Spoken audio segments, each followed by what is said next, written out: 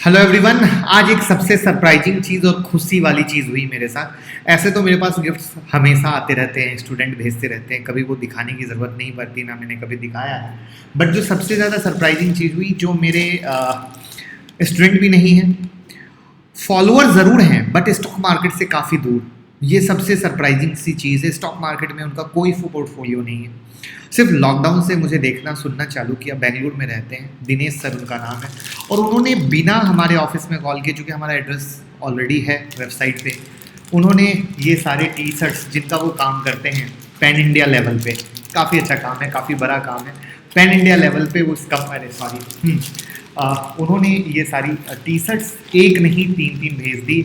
अब ऐसे तो मैं किसी से बात करता नहीं हूँ, बट फिर उनको कॉल किया और उन्होंने कहा मुझे चीज़ें इतनी पसंद आई कि बस एज ए गेस्चर मुझे लगा भेजना चाहिए। बट मैं खुद उनके इस प्यार से, मतलब अगर बोला जाए तो शब्द नहीं है कि मैं क्या कहूँ। दिल से शुक्रिया, और आप सबके प्यार का शुक्रिया। बस इतना ही कह सकता हूँ। अच्छा भी लग रहा है, कंफ्यूज भी हूँ, क्या कहूँ, बट बस हम चाहते हैं आप लोग कमाएं, बस यही कोशिश है। हेलो एवरीवन, आज जानेंगे एक बड़ी एनालिसिस, कौन पहले गिरेगा, गोल्ड या स्टॉक मार्केट। बहुत लोगों को पता होगा, बहुत लोगों को नहीं पता होगा, तो काफी डिटेल एनालिसिस चार्ट के साथ करेंगे। साथ में जो रोज निफ्टी के लेवल देते हैं, कैसे ट्रेड करना है वो। तीसरा, स्टॉक मार्केट का एक बड़ा फ्रॉड, शायद आपके साथ भी हुआ होगा। चौथा, रोजारी बायोटेक आईपीओ की इतनी बेहतरीन लिस्टिंग हुई, इसके बाद की आगे की रणनीति क्या हो सकती है। और पांचवा, यस बैंक में लोअर सर्किट क्यों लगा और अब क्या करना है। यानी एक ही वीडियो में बहुत कुछ। आज की वीडियो बहुत ध्यान से देखिएगा, बिना भगाए देखिएगा। मैं मुकुल अग्रवाल आपका आप ही के यूट्यूब चैनल में स्वागत करता हूं, और शुरू करते हैं आज का एपिसोड। निफ्टी के एनालिसिस देख लेते हैं और उसको समझ लेते हैं। उससे पहले अगर आपने बाप ऑफ इंडिकेटर का वीडियो ना लिया हो तो प्लीज जरूर ले लीजिएगा। अराउंड 6000 लोग देख चुके हैं। ट्रिमेंडस फीडबैक है, जिसको हमने टेलीग्राम पे ऑलरेडी शेयर कर दिया है एज अ वीडियो के फॉर्मेट में, कि लोग क्या कह रहे हैं। तो जरूर लीजिए, देखिए 9708094321 पे मैसेज करके। और अब निफ्टी के बारे में जानते हैं। देखिए, निफ्टी हमने कल कहा था 11123 का सपोर्ट है, जिसको आप फॉर्मेशन के साथ ले सकते हैं। तो यहाँ पे देखिए किस तरीके से सुपर ट्रेंड और वी वेब पे 1 बाय 1 फॉर्मेशन बनी, कंफर्मेशन मिला, और उसके बाद 225 का हाई मारा।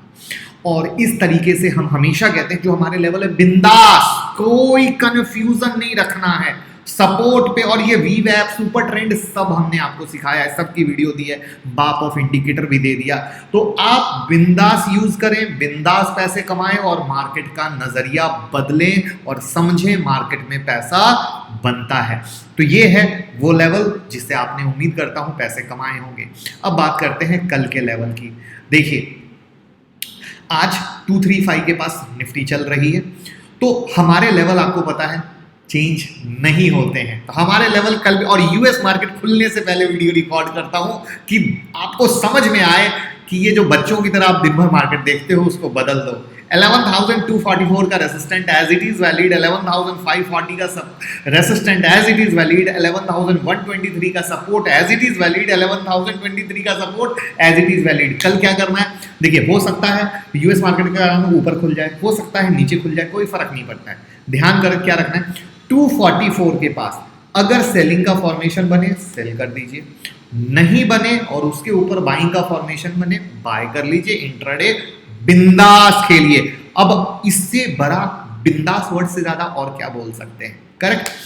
अब उसके ऊपर नेक्स्ट 11,540 आया, रेसिस्टेंट है, क्योंकि इस 244 और 540 के बीच में अभी कोई लेवल नहीं है, वो वीकली एनालिसिस में देखेंगे।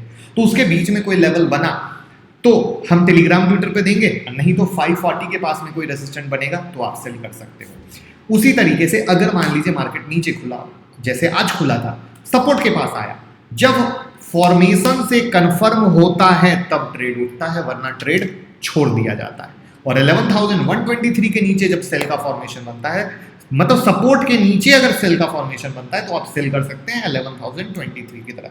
इस तरह सपोर्ट रेजिस्टेंस कर सकते हैं। प्लस जो निफ्टी के बड़े लेवल की डिस्कस की बात कर रहा था, मैं चाह रहा था आप लोगों को फ्री ऑफ कॉस्ट दे दूं, बट लगता है आप लोगों को पैसे खर्च करने में मजा आता है, क्योंकि लाइक कमेंट आप लोगों ने उतना किया नहीं। तो कोई बात नहीं, अब उसको जो भी 5 जुलाई के बैच का स्टूडेंट लोगों ने सीट बुक किया है, वो लेवल हम उनको देंगे और उस दिखाएंगे उसका रिकॉर्डिंग कट भी। जब हम देंगे ना तो रिकॉर्डिंग कट भी दिखाएंगे कि मार्केट उस लेवल से कैसे काम करता है। तो जिन्होंने सीट बुक कर ली है वो तैयार रहे इस बिग लेवल के डिस्कशन के लिए, और जिन्होंने सीट बुक नहीं की है अभी का अभी सीट बुक कर लीजिएगा। अब ये थे निफ्टी के लेवल, और अब बात करते हैं उस गोल्ड और निफ्टी के चार्ट की।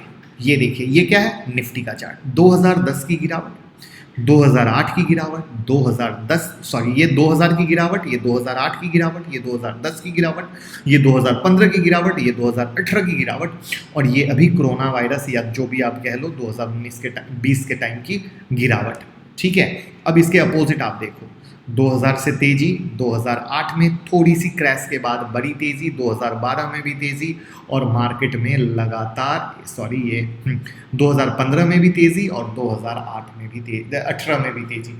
यानी आप अगर चार्ट का रिकॉर्ड देखो तो जब जब स्टॉक मार्केट में क्रैश आया है तब तब गोल्ड की हो गई बल्ले बल्ले। अगर इसको हम एक ऐसे समझें 80% टाइम बल्ले बल्ले, तो बिल्कुल 80% टाइम बल्ले बल्ले हो जाती है। ये एक बड़े प्रोस्पेक्ट के हिसाब से देख रहे हैं, छोटे नहीं। छोटे का सेंस क्या है, स्टार्टिंग में जब स्टॉक मार्केट में गिरावट आती है तो थोड़ा बहुत गोल्ड में भी गिरावट आती है, जो आपको यहाँ पे दिख रहा है। लेकिन जब एक बड़ा सिनारियो कंफर्म हो जाता है कि स्टॉक मार्केट में बड़ी गिरावट चालू हुई, तो फिर गोल्ड सीधा उल्टा दौड़ने लगता है। तो क्या है कहानी, जानते हैं सब कुछ। देखिए, गोल्ड और स्टॉक मार्केट का एकदम उल्टा अपोजिट रिलेशन है। अपोजिट रिलेशन पे मुझे एग्जांपल याद नहीं आ रहे, कोई अच्छा एग्जांपल हो तो आप दे सकते हो कमेंट बॉक्स में, बट बिल्कुल ये पूर्व पश्चिम है। 90% टाइम एक पूरब जाता है तो दूसरा पश्चिम जाता है। स्पेशली जब मार्केट में किसी तरह का क्राइसिस हो, स्टॉक मार्केट जब परफॉर्म कर रहे हैं तो गोल्ड डाउन, और जब स्टॉक मार्केट डाउन है तो गोल्ड ऊपर। 90% टाइम का ये सिनारियो जो हमने आपको लाइव चार्ट में दिखाया। स्टॉक मार्केट जब गिरता है तो गोल्ड की डिमांड बढ़ती है, और इन्वेस्टर को गोल्ड सबसे सेफ सिक्योर ऑप्शन के रूप में नजर आता है।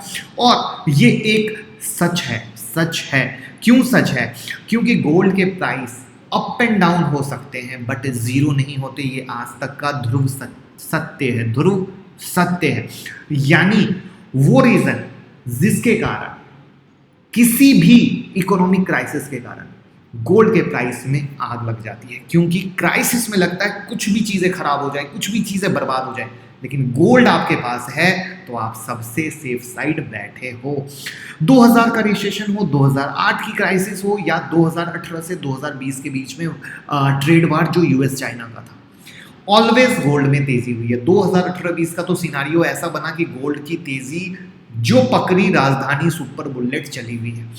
इसीलिए इन्वेस्टिंग में, पोर्टफोलियो बनाने में, डाइवर्सिफाई पोर्टफोलियो में गोल्ड को हमेशा तवज्जो दिया जाता है, गोल्ड को हमेशा लेने की सलाह दी जाती है एज अ पोर्शन।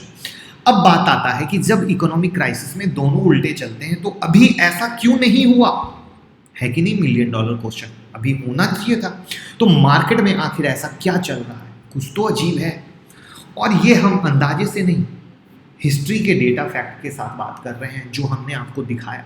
क्योंकि हिस्ट्री के डेटा फैक्ट के आधार पे जो अभी कहानी है, दोनों उल्टा चलना चाहिए था। अगर इकोनॉमी अच्छी है तो स्टॉक मार्केट ऊपर और गोल्ड में कहीं ना कहीं प्रॉफिट बुकिंग या गिरावट होनी चाहिए थी, या इकोनॉमी खराब है तो स्टॉक मार्केट नीचे और गोल्ड सेफ हेवन की तरह ऊपर जा रहा है, वो एज इट इज सही होना चाहिए था। तो फिर चीज़ क्या है? अब यहाँ पे क्या आप घबरा रहे हैं क्योंकि लोग घबरा रहे होंगे? नहीं। देखिए, एक चीज़ याद रखें, जब ये सब चीज़ें सामने आती है तो हमें बड़ा विज़न रखने की ज़रूरत है, ना कि आज या कल परसों के हिसाब से कुछ भी सोचने की ज़रूरत है। क्योंकि सबसे बड़ी प्रॉब्लम क्या होती है, जब ट्रेडर वो सुनते हैं जो वो सुनना चाहते हैं, और इसीलिए सारी गड़बड़ पैदा हो जाती है। और ये सब चीज़ें क्या है, एक सिग्नल की तरह है जो हमें अलर्ट देती हैं। जैसे मैंने आप लोगों के लिए वीडियो बनाई थी एक सीरीज़ के तौर पे, stock market crash, stock market bubble, stock market crash indicator, क्या है रिसेशन में अलर्ट रहने का। मैंने उन वीडियो में क्या बोला, डरना नहीं है, जो डर गया वो मर गया। आपको अलर्ट रहना है, चीज़ों के साथ ध्यान देना है, क्योंकि सबसे ज़्यादा हम लोग ध्यान ही नहीं देते, इसलिए तो नुकसान करते हैं।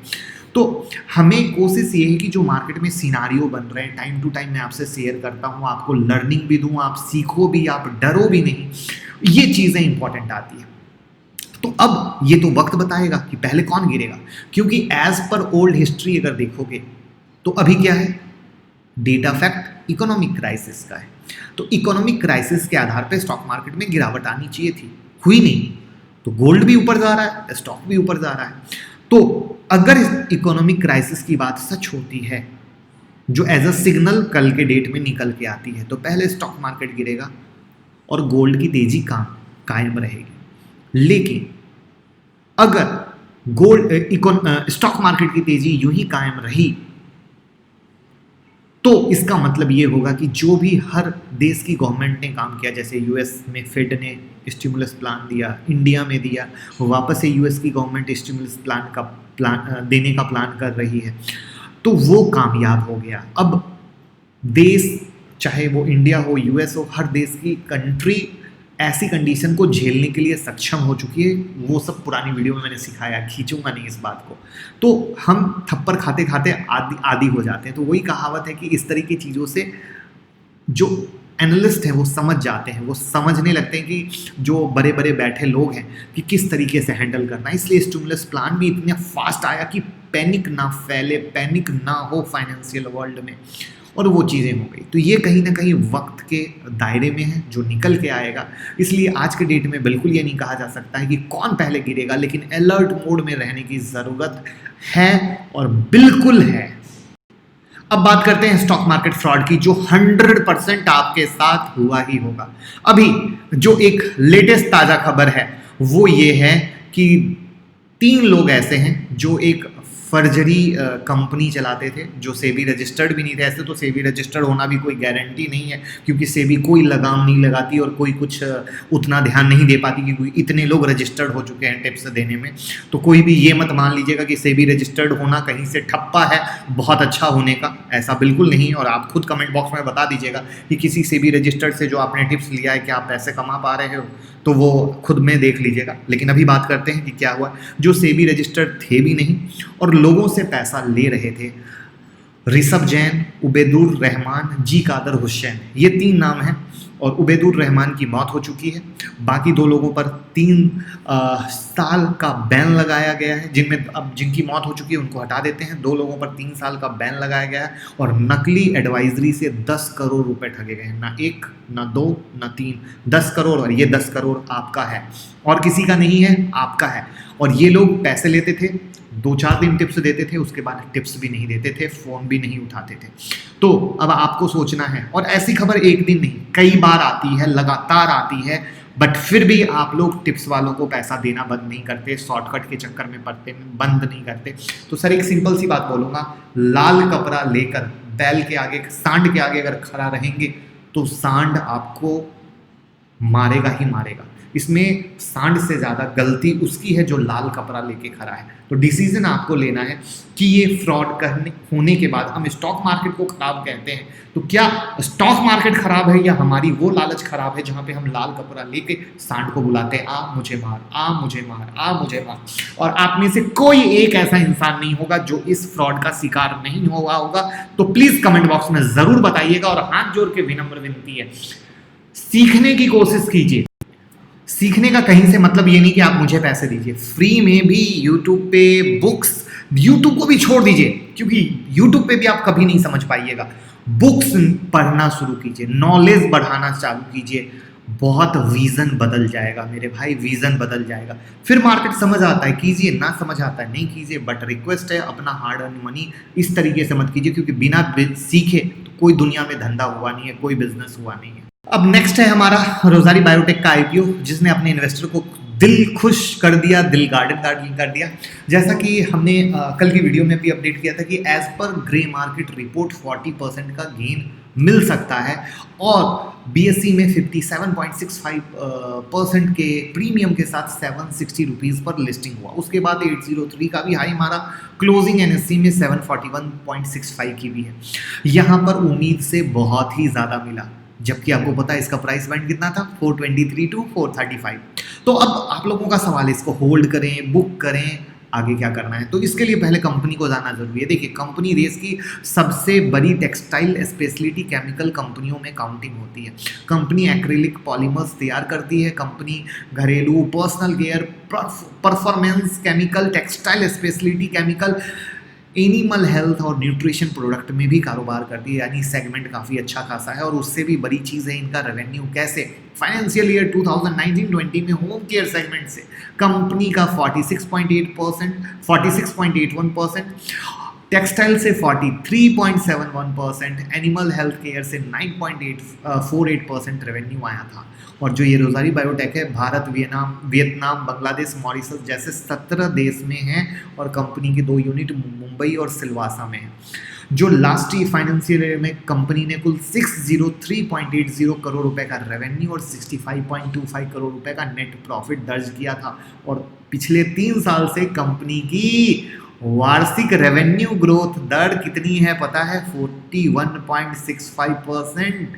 तो आप सोच लो कि इसको होल्ड करोगे या काटोगे। इतना आसान तरीका है। कुछ लोग बोर हुए होंगे, बट खुद सोचना, ये वो चीज़ें हैं ना जो बहुत इंपॉर्टेंट है। और उससे भी बड़ी चीज़, रोज़ारी बायोटेक ज़्यादातर प्रोडक्ट खुद ही तैयार करती है और इसकी एक यूनिट सिलवासा में है, जबकि एक यूनिट गुजरात के दहेज में लगाने की इनकी योजना है। और इनकी जो एनुअल कैपेसिटी है वो 1,32,500 मेट्रिक टन की होगी, ऐसा माना जा रहा है। और कंपनी का मानना है कि इस यूनिट को जो पोर्ट से नज़दीक है उससे फ़ायदा मिलेगा। यानी कंपनी अच्छी है। सिंपल रूल, 425 का माल 741 पर चल रहा है। अगर सिर्फ लिस्टिंग गेन के लिए लिया है तो पूछने की ज़रूरत नहीं है। प्रॉफिट बुक कीजिए, एंजॉय कीजिए, पार्टी मनाइए, बस घर के अंदर, बाहर मत जाइएगा। लॉन्ग टर्म व्यू है, बिंदास होल्ड कीजिए। और शॉर्ट टर्म गेन करना चाहते हैं तो भैया 50%, अगर 2 लॉट का लॉट हुआ है 2 लॉट बुक कीजिए, एक का स्टॉप लॉस ऑन कॉस्ट कीजिए। और इन्वेस्टिंग भी करते हैं तो स्टॉप लॉस ऑन कॉस्ट कर लीजिए, सबसे अच्छा है, क्योंकि अगर दम होगा तो वो उसके नीचे नहीं जाएगा। जो आपकी लिस्टिंग कहता हूँ, जो आपका 425 से 435 का जो रेंज था उसके नीचे नहीं जाएगा। तो ये है पूरा सिनारियो, जिसमें आई होप आपको बहुत अच्छे से क्लियर हो गया हो कि इस स्टॉक में कितना पोटेंशियल है और आपको मज़ा आया होगा। अब बात करते हैं येस बैंक की, कि येस बैंक में लोअर सर्किट क्यों लगा। बड़ा ही सिंपल लॉजिक है। पहले भी वीडियो में मैंने बताया था, 9 जून को येस बैंक का प्राइस क्या था? 30 रुपीज़। और एफपीओ का अनाउंसमेंट कितना हुआ? 12 रुपये पर शेयर, यानी 60% डिस्काउंट मोटा मोटी। ठीक है, एक कॉमन सा लॉजिक, आप मुझे ये बताओ, वो क्यों हाई प्राइस पे ट्रेड करता है जब बैंक खुद बोल रहा है कि मेरी रियल वैल्यूएशन 12 रुपये है, 12 रुपीज़ है, ना कि 30 रुपीज़। आई होप इससे बेहतर कोई दूसरी लाइन नहीं हो सकती थी आपको समझाने के लिए। बैंक खुद बोल रहा है मेरी वैल्यूएशन 12 रुपीज़ है, भाई तू 30 पे क्यों ट्रेड कर रहा? तो उसको तो आना ही था। और वो उस दिन भी हमने कहा था कि वो आएगा, परेशान मत होइएगा। यही होता है प्रॉपर फॉलो करने का नतीजा। बट मेरी सुनता कौन है? सबको मोहब्बत है। कोई, किसी को येस बैंक से मोहब्बत है, किसी को आलोक इंडस्ट्री से मोहब्बत है, किसी को फ्यूचर रिटेल से मोहब्बत है, किसी को ओमेक्स से मोहब्बत है, किसी को रुचि सोया से मोहब्बत है। सबके प्यार अलग अलग है। बस ये कि प्यार कामयाब नहीं हो पाता है ना, प्रॉब्लम ये होती है। तो बाद में स्टॉक मार्केट की बदनामी हो जाती है। तो भैया समझिए, मोहब्बत देख के कीजिए, अच्छी लड़की से कीजिए, है ना, जो अच्छे घर से हो, सब कुछ सही हो, वरना गड़बड़ हो जाती है। तो यहाँ 2 दिन नहीं कमाना है, जिंदगी भर कमाना है। करेक्ट है, जिंदगी भर कमाना है। और जिंदगी भर तभी कमा सकते हैं जब कंपनी के हार्ड फैक्ट्स पर ध्यान देंगे, ना ही यूं ही हवा हवाई में। क्योंकि हवा हवाई में सारी हवा निकल जाती है, और इसी हवा निकलने के कारण फ्लोर प्राइस जब डिसाइड हुआ उसके बाद से 51% की गिरावट आई। जहाँ तक आपको पता है, एफपीओ के जरिए 15,000 करोड़ रुपए जुटाना था, 86% ही सब्सक्राइब हुआ, तो अराउंड 14,000 करोड़ रुपए बेचारा जुटा पाया।